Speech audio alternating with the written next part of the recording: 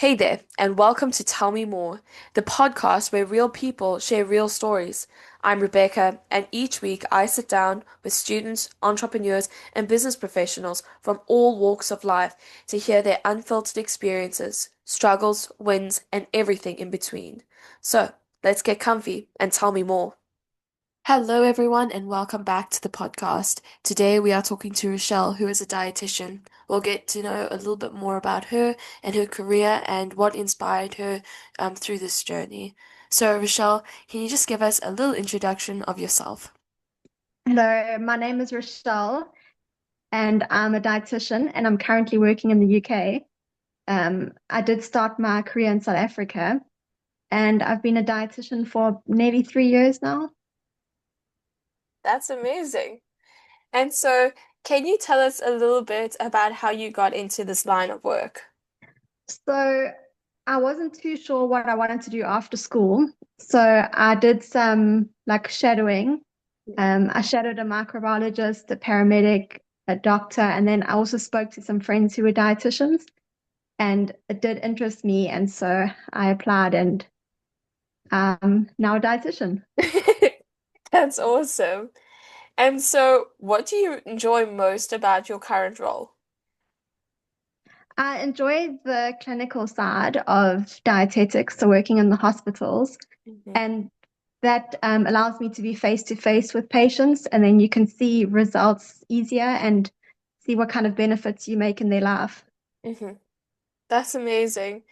And so, with your studying and all of that, what has been one of the proudest moments of your professional accomplishments so far? I suppose there isn't really one moment, it's quite a Hmm. few moments. So I think it's actually getting my degree, which was quite a tough journey. Hmm. Um, and then also trying to find a job, which was also challenging. Hmm. So, and then it's also within the job. So, helping people, especially people that have a long journey. So, they have a really severe illness, they're in ICU, and you watch their whole journey through until they go home. And then also, it's quite encouraging to help students as well. So, the students do their placement with us Hmm. and just supervising students and making their career grow and their interest and just supporting them is also good. That's amazing. And so, when you were in South Africa, did you have any opportunity to work as a dietitian? So I did my community service. That Hmm. was the 1 year compulsory after I finished studying. And then it it was COVID, so that made things really challenging to find a job. So I did go to people to try and see if there were jobs available. Hmm. And they said that they weren't hiring at the moment because of COVID. Hmm. And so it was quite a challenging time for, I think it was about 2 years. And then my brothers did encourage me to come over to the UK because they said there are quite a lot of job opportunities there. Hmm. And so I did that, and there definitely are more job opportunities. That's amazing. And so when you did the community service in South Africa and comparing it to where you work in the UK now, what are the biggest differences that you've noticed? So my community service was in a very rural hospital. Hmm. So even though I'm working within the NHS and it's not private, there's definitely a very big difference. Hmm. So in South Africa, there was definitely a much more poverty, and the patients coming from homes that don't have running water, don't have electricity, and the hospital even sometimes didn't have water or electricity regularly, and just the things that we had available to us within the hospital. So there weren't a lot of feeds available, that kind of thing. So it was very difficult to support the patients as well, Hmm. compared to the NHS, where there are quite a lot of resources, lots of feeds available. Yeah, many staff that are, doing their jobs well, Hmm. that are, yeah, just more available. I think there weren't as many staffing issues in the UK as in South Africa. Okay, that's really interesting. Um, and so have you faced any major challenges in your career, and how did you overcome them? So I think So one of the challenges was just trying to find a job. I think if I stayed in South Africa, I would have had to try and look at self-employment routes. Hmm. And then also just within the hospital, just some things that are just not available. So it's trying to find the right feeds when there's no stock available and trying to just um, think outside the box to try and create solutions with things that just aren't necessarily available to you. Hmm. Um, and I mean, there hasn't been anything really too difficult, too challenging. It's just like the day-to-day things that aren't always as accessible that you need to just make a smooth support for your patients. Okay, very interesting. And so, kind of, what advice would you give to somebody wanting to follow a similar path to you? So I would advise them to try and do some shadowing before they did start their studies or the career. To also do some investigation and like so reputable websites, that kind of thing, associations, just to see more, like look into it a bit more, Hmm. because I don't think I realized how intense it was and how varied it was. Hmm. So it's not just like um, around food necessarily. There's also a clinical side. There's research as well involved. So it's quite varied, which was quite interesting. Oh, wow. And what do you find yourself usually doing? My day to day at the moment, I'm in a community role. I've just rotated from clinical, Hmm. but I do some clinical. So I have three wards that I look after, but they're more rehabilitation wards. So they've come step down from other hospitals in acute setting. Hmm. So I look after ward patients, and then I also run some clinics. So patients in the community that have clinic appointments. And then I also look after the care homes. So there are quite a few care homes in our area. And then I speak with the nurses with regards to the different patients or residents that we have there. Hmm. So, I mean, that's basically it in a bit of a nutshell. That's perfect. Um, I didn't know that there was like so much that a dietitian did. So that's really awesome. And so, do you think there are any misconceptions about your field? And if so, what are there? So I think quite a lot of people, when they ask me what do I do and I say I'm a dietitian, they all of a sudden like would hide their food and say, don't look at my food, don't look what I'm eating. It's all junk food, and that we just focused on um, helping patients lose weight. But I Mhm. mean, that's just a small part of it. I found quite a lot of people have that idea. So I mean, there's the whole hospital side of things. So we treat patients with all different kind of things like cancer care, surgeries, bowel obstructions, and then malnutrition as well. So obesity does play a part, or overweight does play a part, but there's a lot more to it. And you can also go into research, you can go into like catering, yeah, helping with designing menus, making menus, that kind of thing.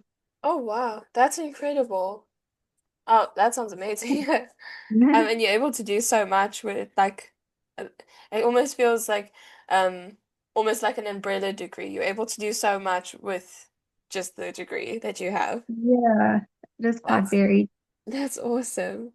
And so, how has your education shaped your career?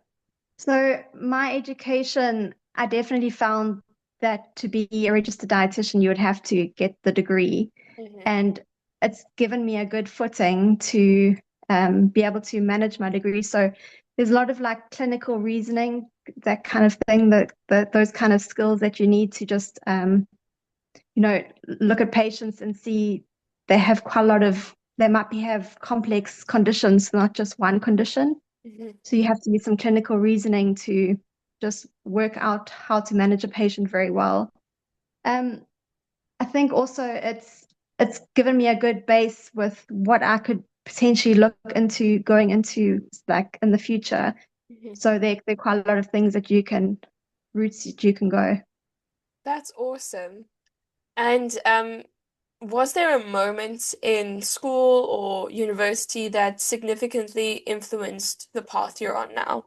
So I think at school, I was keen to go into something clinical, and I think dietetics has been a bit of a clinical background as well. Mhm. And then in university, while I was studying, the more we got into the degree, the more interested I became because of the things that we were covering. We did go into like the clinical side very extensively. So I did find that very interesting. I didn't realize how involved it would be. So that grew my passion. That's awesome. Since graduating, have you continued to study? So I haven't studied any further, but Mhm. there is something we do which is called CPD, so continuing professional development. Mhm. So that's a requirement that we have to just keep up to date with the latest like research, so reading journals, watching webinars, having presentations by colleagues, that kind of thing. So always keeping as up to date as you can. And you keep that in a folder and you have to do it quite regularly just to keep your registration. Mhm. That's awesome.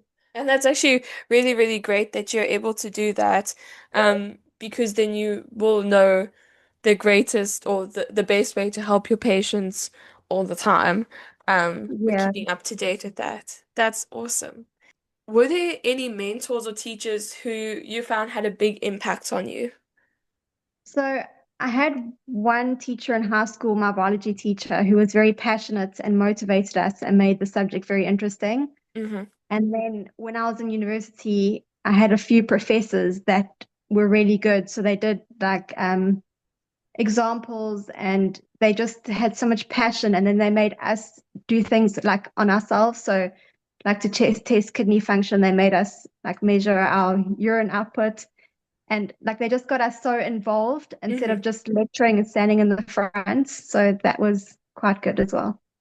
That's so fun. I love it when teachers are able to incorporate what you're learning into your everyday life and you're able to use those examples to help yourself understand the subject better. That's Yeah. awesome. And so just with kind of getting to know you a bit now, what are you passionate about outside of work? So I'm quite passionate about my family. So I mean, even though we are quite far apart, some of us, I do try and keep as involved as I can and as up to date as I can and interact and visit family because I've got my brothers and their wives and my niece and nephew over here. Hmm. So I mean it's really good to just connect with the family and you just feel quite a lot better. You kind of get a little bit of a boost of serotonin afterwards. Hmm. So that's been quite good. I value them a lot. That's amazing. And so how do you like to spend your time on the weekends or your downtime?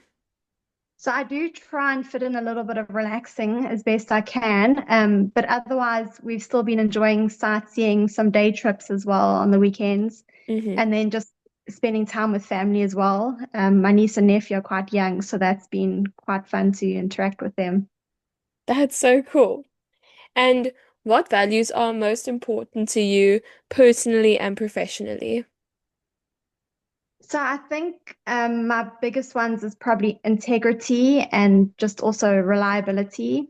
I Hmm. find like integrity encompasses quite a lot, just like the honesty, trustworthiness, having good values, that kind of thing. So Hmm.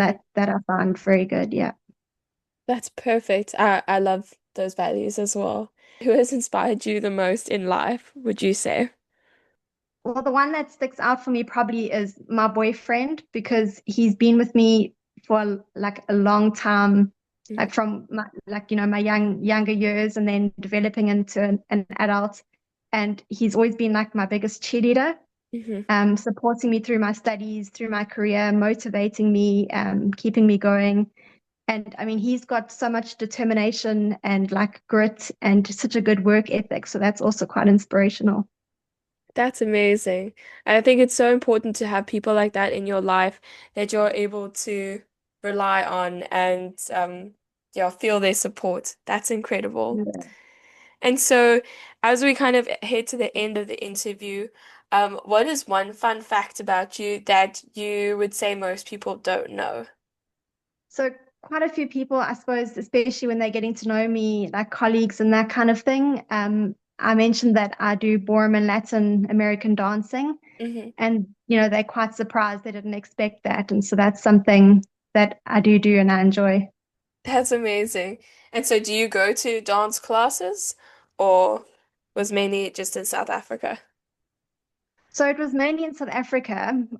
While we're trying to just settle over here, we haven't found anything local. Hmm. We have been trying to look, but something specific in Ballroom and Latin isn't really close to us. It's more kind of salsa dancing, I guess, is more Okay, common.